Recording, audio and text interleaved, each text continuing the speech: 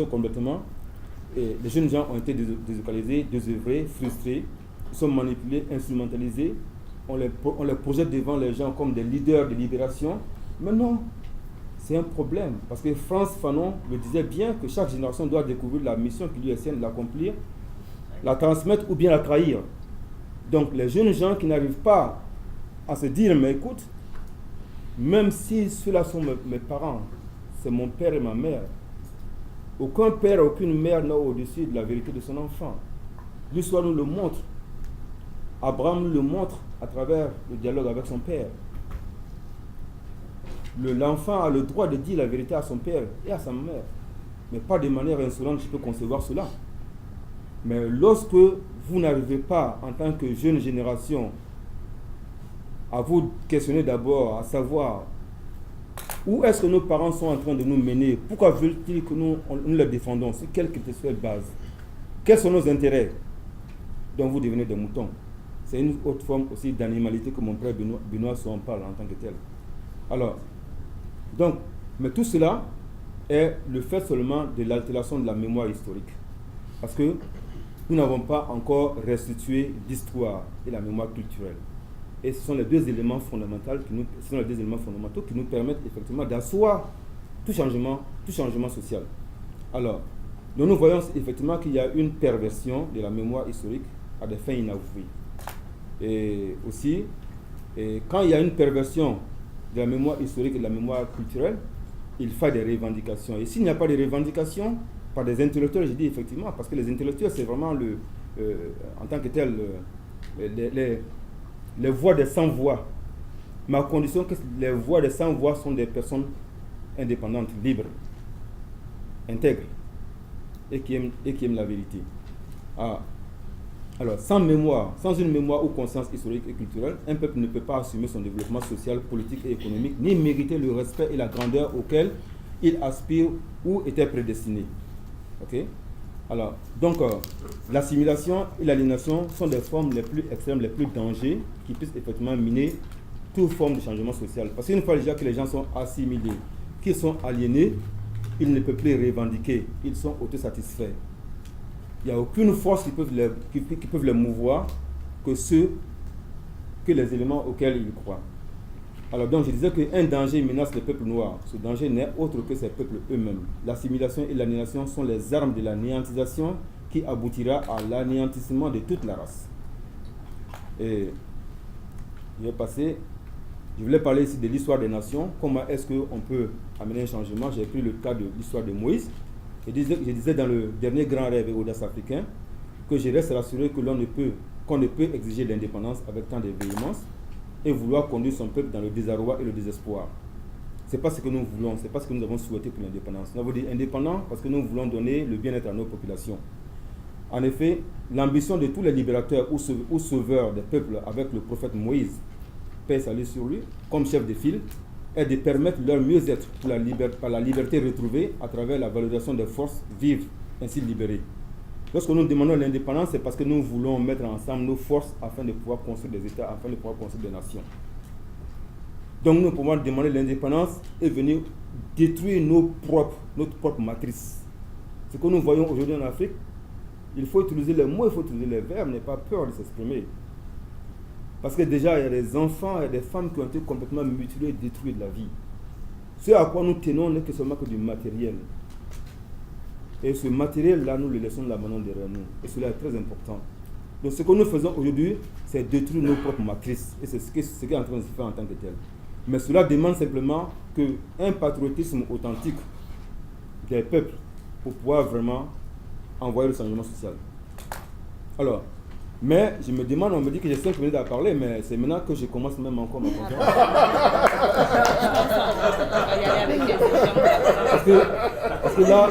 Parce que là, je parlerai, je dirai à Benoît, je dirai à Benoît et je dirai à madame de me permettre de passer à travers cette partie parce que les agents ou les acteurs du changement social, c'est très important. Ici, je parlerai ici de la société civile et des mouvements sociaux. Parce que tout ce que nous disons est du verbe. Tout ce que nous disons, ce sont des paroles. Mais il n'y a rien qui soit au-dessus vraiment de l'action. Parce qu'aujourd'hui, le peuple africain a beaucoup plus d'action. Parce que l'intellect, nous l'avons tous aujourd'hui, je peux le dire. La connaissance, nous connaissons tous les problèmes. Mais comment s'organiser pour pouvoir effectivement faire face à la chose? C'est vrai que nous avons des armes devant nous, mais c'est de trouver les bons moyens de faire taire les armes. Et ça prend vraiment une autre forme d'intellect pour pouvoir vraiment convaincre les armes. Alors, quand je regarde la société civile est la base effectivement de tout changement, de tout phénomène, de tout dynamisme de changement social. La société civile devrait être un pouvoir arbitral pacifique, un pouvoir d'interposition, de revendication, de résistance à tout pouvoir politique d'oppression, d'intimidation, rétrograde et empiétant les idéaux et aspirations légitimes de la majorité des Africains, c'est-à-dire la reconnaissance et le strict respect des luttes et des objectifs des indépendances en vue d'amener le développement, d'assurer le progrès, l'égalité, la justice, la liberté et le bien-être social. C'est effectivement le rôle essentiel qu'on demande aux intellectuels. On ne demande rien à un intellectuel. On lui demande seulement, effectivement, de satisfaire son soma, sa pensée. Mais d'être un libérateur. Tout le monde ne peut pas être libérateur. Mais si on ne peut pas être libérateur seul, on dit de s'organiser en société, en mouvements sociaux. C'est pour ça que j'ai parlé de la loi, la mécanique newtonienne, qui demande effectivement une somme de force dont la somme ne doit pas être nulle, mais une somme directionnelle qui puisse amener vraiment le changement. Donc les intellectuels doivent être indépendants. Donc le rôle que nous pouvons jouer, c'est d'abord un rôle de réappropriation. Si nous croyons que nous avons été démunis, dépourvus de nos pouvoirs, de notre volonté, que nous avons été émulés séculairement, cela est très beau. Il y a un de nos collègues qui venait de le mentionner, que nous ne devons pas toujours répéter l'esclavage, la traite des Noirs, mais ça c'est de l'endormissement. Et nous devons nous réveiller par rapport à ces verbes-là. Alors, donc, le rôle, c'est une forme de réappropriation. D'abord, c'est la réclamation des droits politiques des citoyens par les citoyens eux-mêmes.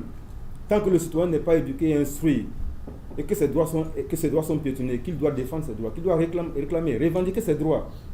Mais il y a une perte de temps. Cela demande aussi la mobilisation et la valorisation des savoir-faire. Il y a des connaissances qui sont là. Comment les mobiliser et les rendre utiles? M. Khalifa Goïta venait vraiment de le souligner. Et cela est très bon. Faire des bases de données, répertorier les volontés qui puissent amener ce changement. Tout cela, c'est encore une sommation de forces qui puisse amener vraiment la direction du changement. Donc, il y a un leadership social, national et patriotique. Quand on parle de leadership, redéfinissons le leadership autrement. Remettons-le dans le contexte des luttes des martyrs, des luttes de l'indépendance. Nous comprenons ce que c'est qu'un leader. Revoyons dans toute sa dimension Mandela, nous voyons ce que c'est qu'un leader. Okay. Nous avons besoin de construire des institutions juridiques et démocratiques fortes et fiables. Et l'éducation au respect des lois. Tant que nous n'allons pas nous imposer, nous n'allons pas nous donner des lois, qui n'allons pas nous régir par des lois, qui ne respecteront pas des lois, nous rêverons longtemps d'un changement social. Parce que c'est les lois qui gouvernent une société. Mais pas des lois uniques, je ne parle pas de lois uniques. Mais que le noir puisse respecter les lois en dehors de son continent et qu'il ne puisse pas respecter les lois qui régissent son propre continent, là se trouve un grand paradoxe. Et il faut quand même dire que c'est désolant. Nous respectons la police ici, mais lorsque nous arrivons uniquement même à la douane dans nos aéroports, nous voulons que nos bagages franchissent la douane sans être fouillés. Et cela, c'est d'un civisme. Il faut se soumettre à la loi et ce est très important. Alors, donc l'apport de la diaspora, c'est quoi en tant que diaspora? Je dis que bon, vraiment la conférence est très importante. Alors, donc la diaspora africaine devrait plutôt se constituer en une société civile forte pour méditer. Parce que je ne parle pas d'organisation et de machin, je dis société civile de la diaspora. Je vous en prie, pesons les mots et utilisons les termes qu'il faut. Les associations sont des formes que nous acceptons. Mais nous disons société civile et restituons les définitions aujourd'hui. Réapproprions-nous des définitions. Donc une société civile africaine, je demanderais même une société civile panafricaine, parce que cela ne suffit plus.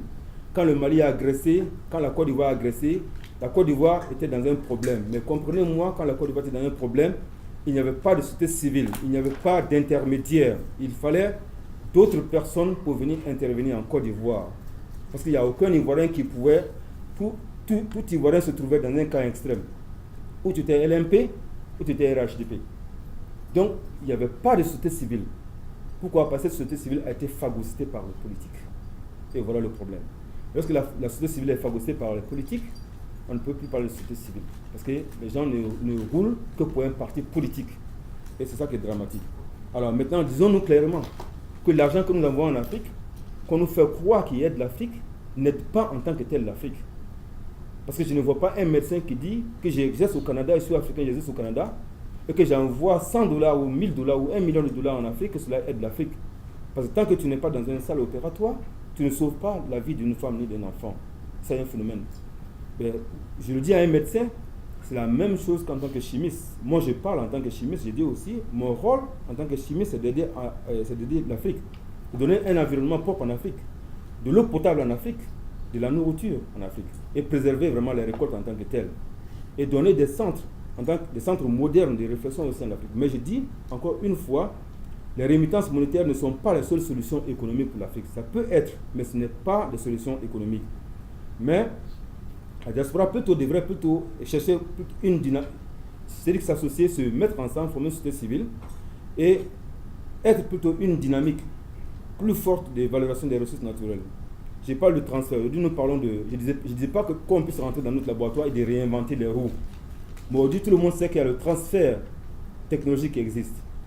Il y a des recherches qui ont été déjà faites ici sur le continent. Ok. Il y a des recherches qui ont été déjà faites sur le continent et ailleurs. Ces recherches-là, nous pouvons nous les approprier, mais les adapter à notre continent. Et c'est pour ça que nous parlons de valorisation des transferts technologiques. Donc, en résumé. Bon. Alors, ce que je peux dire, en conclusion. Oui, j'arrive, bien sûr. Je ne pourrais pas présenter peut-être la maison d'édition, mais elle existe déjà. C'est que, quoi que nous disions, nous nous rattrapons par des intellectuels qui nous ont dévancés sur le terrain, par des personnes qui ont déjà eu à écrire, qui ont produit des livres, des textes qui sont là, qui existent. On a l'impression aujourd'hui que c'est parce que nous refusons. Nous voulons écrire, parce qu'il faut écrire. Chacun écrit d'une certaine manière pour présenter les choses à sa manière. Mais les choses ont été déjà peut-être dites des siècles avant nous. Lorsque vous montez à des écrivains comme Cheikh Anta Diop, vous pouvez comprendre beaucoup de choses. Donc tout se passe dans l'unité et dans la renaissance. Il y a des revendications, mais les revendications n'ont pas été acceptées. Alors donc, pour pouvoir conclure, j'aimerais d'abord vous présenter trois grands discours historiques qui frisent la prophétie. Et vous me direz quel est le discours qui nous manque, la prophétie qui n'a pas été encore réalisée. Je parle de I Speak of Kwame Nkrumah en 1961. Je parle de J'ai un rêve de Luther Martin King en 1963. Je parle du discours d'incarcération de libération de Nelson Mandela en 1990. J'ai essayé de reprendre tous ces discours dans un livre et j'ai montré qu'aujourd'hui, j'ai un rêve. Nous sommes fiers de prendre l'autobus, de fréquenter les mêmes universités que les Blancs, d'amener nos enfants dans les écoles que les Blancs, de marcher librement dans les rues, de partager les métros et les espaces parce que d'autres ont rêvé et ils ont mené une lutte. Aujourd'hui, nous avons un président noir, métis, qui est aux États-Unis. Que nous sommes noirs parce qu'une goutte de sang noir, on te considère comme un noir. Mais cela est le fait qu'il y a eu des luttes. Ça, c'est un premier rêve qui a été réalisé, une prophétie qui a été réalisée. Aujourd'hui, le président Mandela, nous l'avons tous célébré, mais il disait, et je le répète, qu'il n'y aura que 30 années de ma vie ont été passées à cogner en vain, patiemment, modérément et modestement à une porte barrée et fermée. Et relâcher nos efforts maintenant serait une erreur que les générations à venir ne pourront pas pardonner. La vue de la liberté pointant à l'horizon devrait nous encourager à redoubler notre effort. Mandela a été libéré de la prison et il a régné en Afrique du Sud. On l'a bien commémoré. Alors, je vous dis pourquoi devrons-nous penser que ce que Kwame Nkrumah et ses pairs disaient, que l'unité africaine était une nécessité. Pourquoi pensons-nous que l'unité africaine n'est pas une nécessité? Nous pouvons faire le départ. Mais je vous dis que nous avons trois grands rêves devant nous. Et tant que le peuple noir dans son entièreté ne parlera pas d'unité, de solidarité, ne parlons pas de changement social. C'est l'unité et la solidarité qui pourront amener effectivement cette paix que nous recherchons. Sinon les ethnies, les ethnocentristes, les tribalistes, mais on va s'exterminer entre nous. Mais lorsque nous nous unissons aujourd'hui, nous aurons une armée panafricaine peut-être. Nous nous aurons des États-provinces. Nous pourrons rêver au moins d'un développement beaucoup plus harmonieux. Autrement, parlons, réfléchissons, dialoguons. Mais je dis encore une fois que le grand rêve qui reste, le dernier grand rêve qui rêve, et je le témoigne par mon livre, je ne sais pas si je serai là lorsque ce rêve va se réaliser par une certaine génération, parce qu'ils diront que leurs aînés ont passé le temps en train de réfléchir alors que les solutions étaient déjà données, alors que la réflexion a été déjà faite. Et l'intellectuel qui refuse de comprendre qu'il y a eu des intellectuels devant lui, qui refuse de se soumettre aussi aux délibérations d'autres personnes avant lui, qui se refuse de réfléchir sur ce qui a été dit avant, se tire dans les pieds. Parce qu'il fait du surplace. Nous aurons beau écrire des livres, il y a des réflexions qui ont été déjà faites. Il faut vraiment considérer ces réflexions. Alors, donc je vous laisse avec cette méditation.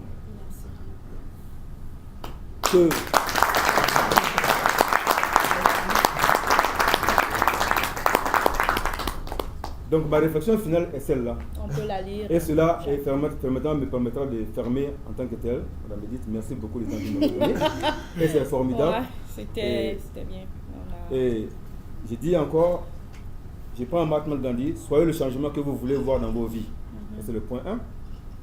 Georges Brassens disait, il n'y a pas d'autre révolution possible que d'essayer de s'améliorer soi-même. Si chacun tente quelque chose, le monde ira mieux. Malgré que je ne partage pas toutes les idées d'Élisée Reclus, parce qu'Élisée Reclus c'est un anarchiste, mais il a ses raisons. Mais même dans l'anarchisme, il y a aussi une volonté. Mais qui disait dans ses correspondances, et lisez ça bien, et j'aimerais vraiment conclure et fermer mon débat avec ça, et lisons-le simplement et réfléchissons là-dessus. Fondons en nous-mêmes et autour de nous des petites républiques. Graduellement, ces groupes isolés se rapprocheront comme des cristaux épars et formeront la grande république. Il s'agit de grouper peu à peu autour de soi des amis vivants et agissant de la même façon. C'est de proche en proche, par petites sociétés aimantes et intelligentes, que se constituera la grande société fraternelle. Je vous remercie.